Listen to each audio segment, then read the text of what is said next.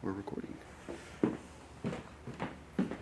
Hi, Melissa Robbins, running for City Council. We are interviewing candidates today for the Committee of 70 and PA Youth Vote candidate interviews in Philadelphia Public Schools. And we're going to have Melissa will introduce herself, and then we'll have students come up with questions, okay? So go ahead and just give yourself an introduction, and thanks for coming. Thank you. Good morning. Good morning, everybody. My name is Melissa Robbins. I am a candidate for City Council at large. I ran in 2019. I was blocked from getting on the ballot. I made the ballot this time around. I was also challenged by the local Democratic City Committee. I did make the ballot. I decided to run because after working in politics for well over a decade, from president on down to city council, I decided that a person like myself, I'm an Army veteran, I am a public speaker. I speak in colleges and high schools. I work as a political strategist, former word radio host. I'm currently taking a step away from Inside Story, 6ABC. I'm a political analyst on television, but my most important role outside of being a mother is being in the community and being on the ground with people. And I'm running because through my lived experiences, I think people who are closest in proximity to the pain are the people who have the most viable solutions, and those are who are absolutely committed to change should step up and run. And I decided that my time is now. So thank you all for having me. And say your name and then ask your question. Alright, so my name is Jathan, and how has your experience prepared you for City Council? Ooh, great question. So I'm one of those activists who has not been afraid to go down to City Council and testify in hearings and stand up for residents when they've been wrong. So throughout my years of working on the ground, mobilizing in the communities, and fighting against issues that are wrong and unjust, and getting the results through organizing communities to come into hearings, state their issue, and get behind the outcome that they desire, and ultimately getting the vote in council. So it's through my experience in communities throughout the city that has adequately prepared me to go on to city council and serve the entire city. I hope that answers your question. Okay. All right, you can go up to the mic. Hello, my name's Elion, and my question is, how did you go from working in the military to wanting to be on city council? Elion, thank you very much for that question. So when I was in the military, I was trained as a combat medic. I worked in a hospital, a military hospital called Fitzsimmons Army Medical Center in Aurora, Colorado, and I was 19. And I can tell you some of my experiences at age 19 were shocking, were jarring. And how did my military experience and training prepare me? Well, when you go into the military, you're owned by the government. You become government property. So the way in which we function in the military is quite different from the civilian sector. In the military, there are things that you have to do that you might not ever do in the civilian sector. And at age 19, some of the jobs that I had in front of me, most people would be a nervous wreck, but once you realize that there is no other choice, that when you have a challenge in front of you, you must get on the other side. And me taking on such a large, huge, obligation like serving the city, I turned 50 last year, okay? At age 19, I was doing things that a lot of 40-year-olds don't do. So I am adequately prepared for challenges and unforeseen challenges, and a very thick skin. Okay, Bella, step to the mic. Hi, I'm Bella, and what do you think is the most important issue that we need to combat in the city? Thank you, Bella. Good morning to you. Thank you for your question. If I'm going to be completely honest with you, which I am all of the time, the biggest issue in the city, most of our challenges are rooted directly in racism. There is no issue that you can't name or point your finger in that is not rooted. If you have an issue, your parent or your advisor or your teacher might ask you, well, what's going on? Then you'll tell them, well, this is what's going on with me. well, what has you feeling that way, right? And then you want to tell them, well, this occurred and this is why I'm feeling this way, right? So what I'm saying to you is, regardless of what the issue is, when you get down to the root, whether it's housing, right, homelessness, right, education or lack thereof, mass incarceration, police brutality, environmental, right, whatever the issue is, come on, why do we overturn Roe versus Wade? Why did that happen? 50 years, right? Women all of a sudden can't adequately make decisions for their own bodies, right? It all goes back to racism. That is what this country was founded on. We can never get away from that. If you do, you're no different than a hamster on a hamster wheel. Because once you get to that, once you address that head on, and you deal with the toxicity, the soil is not good, you know, and that's just the truth. And I lead with the truth, and I suggest you live your lives doing the same thing. Thank you, Bella. Yeah, thank you. So hi, my name is Wes, and in relation to what you just said, will you take policing or like a social services approach to solving the opioid crisis, the homelessness crisis, the crime, gun violence, and pollution crisis, all of these crises that affect Philly? Will you take a policing approach or a civil services approach? Thank you, Wes. And that is a really, really good question, okay? So the truth of the matter is I was just in Kensington the day before yesterday. What did these eyes see? These eyes saw beautiful little laughing, silly children giggling, running all over the playground, doing what they do. You know, I love kids and I love dogs. You know, I'm the biggest, like, heart for kids and dogs. But less than, I was a high school track star, so I can tell you about feet. Less than 100 feet from those little babies giggling and laughing were people shooting up, right? How can anyone accept that? How can anyone normalize that? So, Wes, my approach, a combination of both. You need law enforcement. God forbid anything would ever happen to you or you would question your environment. You want to be able to pick up the phone and call the police and have them there to rectify the situation. But you don't want to be heavy-handed. That's not the only solution. It should be a multi-pronged approach. What is best for the community? Because ultimately, we want a healed society, at least I think, right? So if we want a healed society, yes, we want safety, but we want to recognize the human in everyone first. If we're not acknowledging your humanness, no matter what your challenge is, then we are doing a disservice to everyone. Okay? And I'll elaborate on that a little bit further. My name is Panya, and my question is, how would you reduce gun violence? Is it Panya? Mm-hmm. Oh, hi Panya. Hi. Thank you. Panya's like, look, let's get down to it. We're in a city with crazy gun violence, but for what it's worth, Panya, it's not just Philadelphia, it's nationwide. Okay? We're watching the proliferation of guns nationwide. My solution to gun violence. Well, let's look at the who. Who is responsible for the vast majority of the gun violence? The who and the why. The last time I checked, there are no gun manufacturing companies in Philadelphia County or in any surrounding counties, right?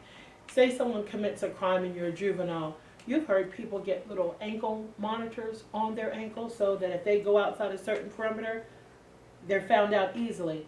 If this country really wanted to slow down the proliferation of guns, if this country really wanted to know how certain people got guns, come on, it's simple, track them, right? If you're telling me that you want to be a gun owner and I'm a responsible gun owner, okay, no harm, no foul. That means you're not doing anything wrong, right? So if you're not doing anything wrong, and we know that we have a major issue in our country, track guns.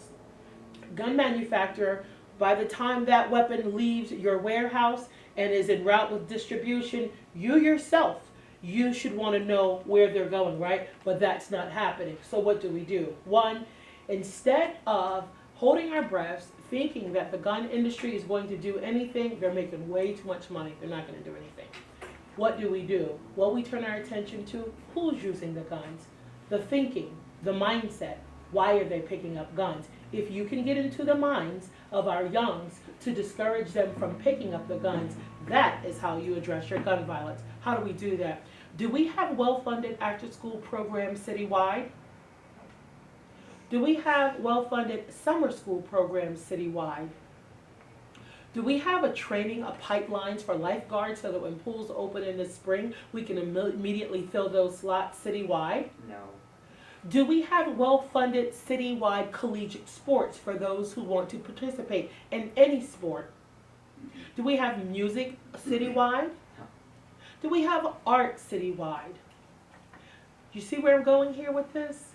If we as adults do the responsible thing and invest into you, because clearly you are our future, if we make your future and your well-being a priority, I guarantee you that less children will pick up weapons and want to kill each other, and they will begin to dream again, and they will begin to thrive. So that is how you eliminate gun violence. You go to the offenders and you go to the mind. You remind them of all of their greatness and all of their talent and all of their gifts and the endless possibilities if only they focus on contributing towards society.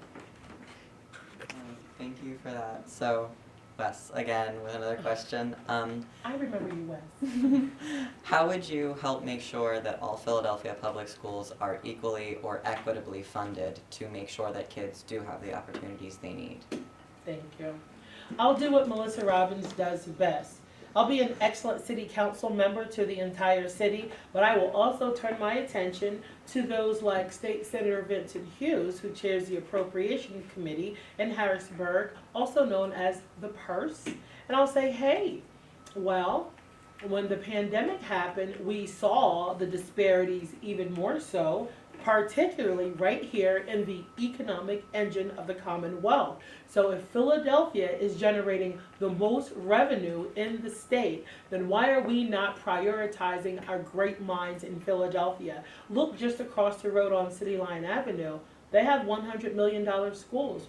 Well, why is it that Philadelphia students have schools that are 100 years old? Why do our students not deserve the same? Look no further. Delaware County, Bucks County, right across the river, Cherry Hill in Jersey, all of those schools, they are state-of-the-art, technologically advanced learning spaces.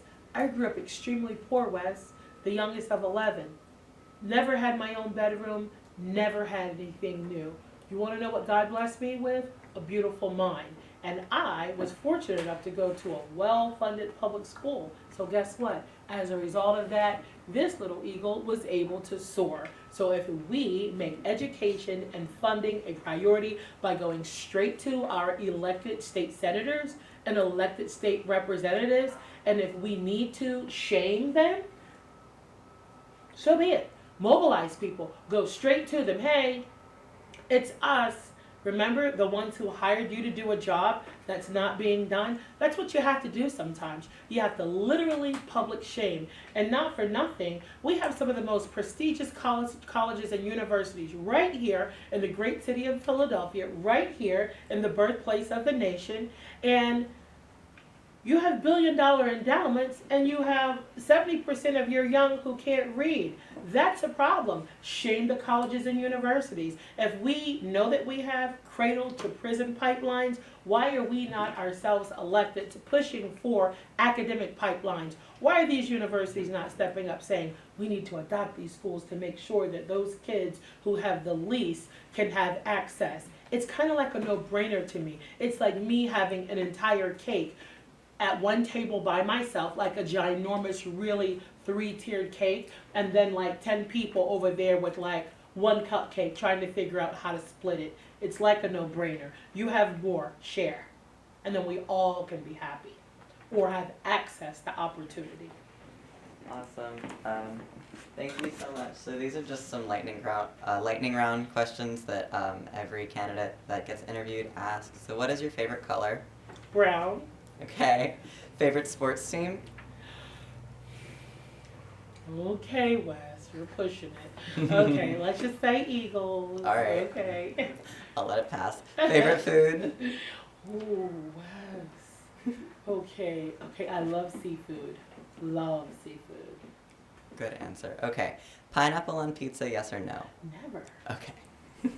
And what is your Philly cheesesteak order? Oh, good. Light mayo on the roll, gut the roll, sprinkle black pepper on it, lettuce, tomato, cheesesteak with cheese, and hot peppers. Lots of ketchup. You knew your answer. I appreciate it. What kind of cheese? Provolone. Oh, good. Yeah, see, I'm with that. Any other lightning round I'm a questions? foodie. I just hit me with the food question. I'll come at you. Any Dessert other first. quick lightning round questions? Always. Okay. I think we have maybe one more question, and then we'll give you a chance to. My name is Kasim. Hey, Kasim. My question for you is, what is your position on the Sixers arena, and is there any alternatives that would help small businesses? Oh, wow, Kasim. Thank you so much for asking me that question. The thought of putting the Sixers arena downtown where the gallery is a crime alone. The thought. Okay, let's look at it like this. The current stadiums that we have, first of all, they're not all that old, right? They're not all that old. There's plenty of parking space, plenty of space for tailgating before the game. No issue with parking. Plenty of space for fireworks and all the good stuff. Plenty of space for vendors. Do we currently complain about congestion in Center City? Random acts of violence? Unsafe public transportation? Do we currently have issues? Do we currently have issues with environmental justice? Do we see high rates of upper respiratory diseases in our young in the city because of the pollution? Then why on God's green earth would we want to take a monstrosity like a stadium and put it in an already densely populated area encroaching on the neighborhood that we know as Chinatown? The only thing that I can think of, one, Melissa, it's prime real estate. Two, it's once you put that big monstrosity there, it's like, okay, well, we just want this little bit. No, that's all, just this little bit. And then we only want this little bit, right? It's a no-brainer. Literally, in 10 years, the Chinatown as we want to know it will probably not exist. It's a terrible idea, it's wrong, and I would stand against it every step of the way. Thank you, thank you. So, what would help the small businesses in that area? What would help small businesses? An investment from the city. The city needs to recognize that small business owners generate jobs. Small business owners allow people to dream. Our Chamber of Commerces must work for small businesses, not just big business. And furthermore, there are a lot of bad actors in the city, large business and corporations, who do not pay their fair share of taxes. And they should be paying their fair share of taxes, and no one is holding them accountable. The last time I checked, if anyone in the United States owes the IRS, you don't get away with it. The IRS comes at you with a vengeance. Everyone is terrified of the IRS. So what's going on with the tax revenue office right here in the city of Philadelphia? Why is our own tax revenue office allowing bad actors in our city to go years and years and years with unpaid taxes? Some of them repeal or appeal their taxes, and they don't pay taxes for years.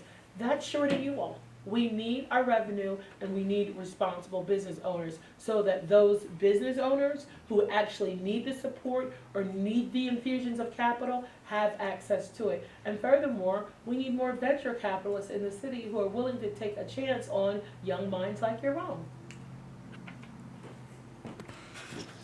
Hello, my name is Shuan. Hi, Shuan. Know that you were once homeless. How do you plan to address the housing crisis? That's an excellent question. So, what she said that, considering the fact, and she did her research, I once had home insecurity, homeless, nowhere to go, no place that's safe to call your own. Data tells us that a high number of veterans are suicidal, suffer from PTSD, and have a high chance of homelessness, right? So, what would I do about the homeless issue? First of all, you all recall not so long ago, 68 or 69 families at 40th and Market called University City Townhomes were out in the streets protesting because they were all about to lose their homes, right? So as a city council at large member, one of the first things that I will do is I will ask the council president to give information, or I'll just get my team to do research on the upcoming HUD leases that are due to expire in the next 5 years. I believe that as a leader, you must be proactive and not reactive. So rather than waiting for those HUD leases to expire and to have families out in the streets, it is incumbent upon us as leaders to be responsible and look at what we can do to secure those properties. If the city is going to purchase those properties, let's do it. If the owner of the property wants to release them to the city so that people won't lose their homes, fine. Another option that I'm going to have. One, we have this thing called the land bank. In the land bank, there's a lot of stock, a lot of properties, 8,427 properties. In February, the Public Housing Section 8 housing voucher list opened up. Hadn't been open in 10 years. Thousands of people signed up. So if thousands of people are signing up to get vouchers for subsidized housing, and we're sitting on 8,427 homes that the city owns, and we passed a piece of legislation called the 1% construction tax, which generates about $25 million annually, it's kind of like a no-brainer. We have revenue here that's coming in each year. We have housing stock over here. We have this long list of people who admittedly say that they do not have secure housing. Do you follow me here? You have to be a visionary. You have to look ahead.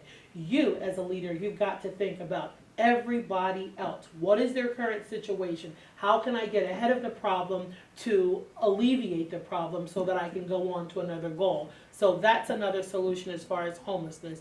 Making sure that the housing stock that we have is available. The last thing I'll say, there is a lot of money that poured into the city, American Recovery Funds. The city received $750 million in 2021. May of 2021, we received a second infusion of $750 million in May of 2022, a total amount of 1.4 directly that came from the federal government into the city of Philadelphia, American Recovery dollars. That's one. President Biden passed another major piece of federal legislation, Build Back Better. That brought billions into the state. And the third, Inflation Reduction. That was the third piece of federal legislation that was passed. Again, billions infused into the Commonwealth. Harrisburg is currently sitting on $13 million. I get Save for a Rainy Day, but from where I stand in Philadelphia, we're currently experiencing a monsoon. It is time for our state leaders to recognize that there needs to be housing in Philadelphia. I don't mean low-income housing, and I don't mean affordable housing, because none of you want to walk through those front doors and say, oh, hi, I'm Jeff. I live down the street in low-income housing. Oh, hi, I'm Maria. Our family lives over there in affordable housing. Give people some pride. Give people some respect. Give people what they need, some dignity. Every breathing human being deserves the basic human right, and that is shelter. So let's build housing for American citizens. I hope that answers your question. Hi, my name's Tom, and going back to the opioid epidemic in the city, I was just curious, what is your stance on improving safe injection sites in the city? Hi, Tom. Thank you for that question. Okay, my position on the abuse of heroin and the epidemic of opioid usage nationwide, Philadelphia being ground zero, being the largest open-air drug market on the East Coast. One, I don't agree with safe injection sites. That's a term that someone decided to make up, safe injection. How is injecting heroin into your body that could be possibly laced with fentanyl, how could it be safe? We see images of 2-year-old tots standing with their parents as their parents have OD'd, and that kid, we see all of these images. Let's not fool ourselves. I don't care what drug you're addicted to, okay? Coffee is mine. I didn't even know that you could be addicted to caffeine. I had no idea until I got a terrible headache one day and got sick to my stomach. And then my friend goes, oh yeah, you might need to get some coffee, Melissa, to remedy that. So this is my issue, okay? So I'm gonna have to wean myself off after the campaign, right? If you are addicted to heroin, meth, crack cocaine, I don't know what it is. The goal should be to get you to a healthy state. and off the drug. Okay? That should always be the goal. The bigger goal should be, why did you start using it in the first place? Again, what's the root? If we're not looking at the root of the issues of why so many people, be it you had a car accident and your doctor prescribed, oxycodone, and you start taking it and then he cut you off, or like a lot of physicians unfortunately run what they call pill mills, and then they do it. Like the attorney is like, yeah, I got an accident over here, send them over, I'll write them a prescription. Before you know it, your loved one is hooked and is running to the streets. People have got to be held accountable, right? People must be held accountable. So on that end, there has to be accountability from attorneys and doctors who are complicit, right? On the other end, Big Farm has to be held accountable for pushing all of this into the communities. But more importantly, the person who is suffering, because they don't even know that they're suffering most of the time, it's everyone else who's around that person who loves them, who's watching them hurt themselves and kill themselves. They're the people who are really suffering. The ones that love them the most, they can't stop. If they stop, they're in pain. They're in so much pain, they can't stop. So why keep them doing it? We have to create pathways, right? Inpatient treatment, right? Okay, we acknowledge you have an issue, right? But we love you, we care about you, we want you to heal. Inpatient treatment. There has to be a huge infusion of dollars in the Department of Human Health. We do not have inpatient hospitals, not enough. We don't even have mental health centers. We don't even have beds for people to go in if they're having a mental breakdown. We have to make sure that is a huge part of our budget. So my solution is, go to people, ask them, do you want to stop using? Because either they're going to say yes or no. I have plenty of people that I know that said, hey, I've been clean for 20 years, 30 years, or whatever. Either you want to stop using or not. If you want to stop using, we need to make sure that these people have beds in inpatient facilities, right? And care, right? You can't just come off of heroin. We know that, right? For the people who don't, right? Get them off the street. Get them off the street. Why? Because do you want to come out of your house each day with your child watching someone put needles in themselves? Well, that's what's going on in Kensington right now. I'm talking about people who have 2 and 3 jobs that are raising their families, who have lived there for 30, 40 years. What options do they have? Urine on their lawn, feces on their lawn. Their little baby girls are watching men and women shoot in their private parts right in front of them before they go to school each day. How is that fair to those families? Are we putting too much emphasis on the person who's using, or are we thinking about everybody who's impacted? So either you want to stop using or you don't. But one way or another, you do not. And I repeat, you do not have the right to come into someone's neighborhood and make your issue their issue. Whatever made you start using in the first place, we can deal with that. But what you won't do is make your issue a citywide community issue. Not fair, unacceptable. Right. Well, thank you, Melissa Robbins, candidate for City Council at large. Really appreciate you coming. I'm going to give you a minute to have the last word, but I also want to thank my class, at Central High School, social science class, first period. Good work, great questions. I want to thank Committee of 70 and PA Youth Vote for helping to organize this. Do you want to say any few last words? I do. 2 things that I want to share with you when you speak of the Committee of 70, Tom. Maybe a week or 2 ago, I went to State Road, to CFCF. It is one of the county prisons on State Road. I live in Fox Chase, by the way, in Northeast. We went cell to cell with packets. Okay, anyway, going under the doors to let people know, incarcerated people, that they could register to vote. What these eyes saw, 2 to 3 people in a cell in the dark, young black men in a cell. You tell me how they're supposed to come back into society and be okay. I saw urine, I saw feces everywhere. These are the conditions. I saw such inhumane conditions, unacceptable. Why is it that 94% black or Hispanic young males are killing each other, right?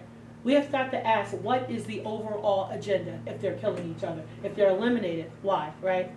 Always ask why, and then ask why again, and why again.